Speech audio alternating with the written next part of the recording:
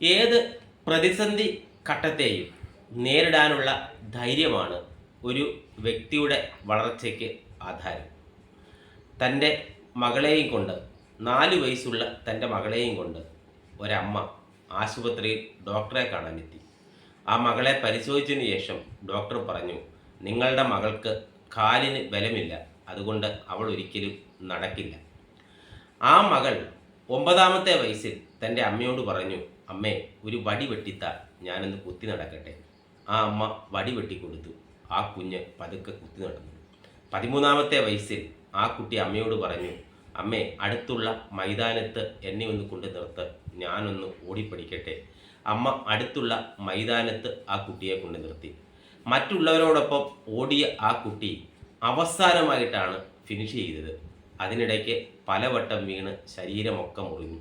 ദേഹമാസകലം മുറിഞ്ഞ് ചോരയൊലിപ്പിച്ച ആ മകളെ എടുത്ത് നെഞ്ചോട് ചേർത്ത് 22 മക്കളെ പെറ്റ ആ അമ്മയുടെ 20ാമത്തെ മകളായ ആ കുട്ടിയെ നെഞ്ചോട് ചേർത്ത് അമ്മ പറഞ്ഞു, മകളെ നീ ഇനിയും ഇത്തരം സാഹസത്തിന് മുതിരരുത്. നിന്റെ ഈ അവസ്ഥ കാണുമ്പോൾ എനിക്ക് വിഷമം തോന്നുന്നു.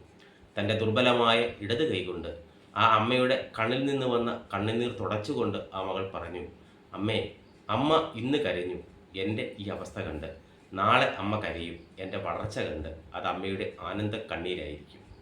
4ാമത്തെ വയസ്സിൽ ഡോക്ടർ നടക്കില്ല എന്ന് പറഞ്ഞ, 9ാമത്തെ വയസ്സിൽ ഒരു വടി വെട്ടിത്ത, ഞാനൊന്ന് കുത്തി നടക്കട്ടെ എന്ന് പറഞ്ഞ്, 13ാമത്തെ വയസ്സിൽ അടുത്തുള്ള ഒരു മൈതാനത്ത് പോയി ഓടി പരാജയപ്പെട്ടു പോയ ആ കുട്ടിയാണ് 1960 ഇറ്റലിയിലെ റോമിൽ നടന്ന ലോക ഒളിമ്പിക്സിലെ 100 മീറ്റർ, 200 മീറ്റർ, 4x100 മീറ്റർ അഥവാ 400 മീറ്റർ റിലേ എന്നിവയിൽ സ്വർണ്ണ മെഡൽ നേടി ലോകത്തെ ഞെട്ടിച്ച അമേരിക്കക്കാരിയായ സാക്ഷാൽ വിൽമ റുഡോൾഫ് എന്ന് പറയുന്ന പെൺകുട്ടി.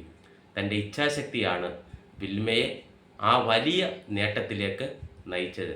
ഇച്ഛാശക്തി ഉണ്ടെങ്കിൽ ഏതൊരു വ്യക്തിക്കും ഏതൊരു പ്രതിസന്ധിയെയും തരണം ചെയ്യുക എന്ന പാഠം വിൽമയുടെ ചരിത്രം നമ്മെ പഠിപ്പിക്കുന്നു.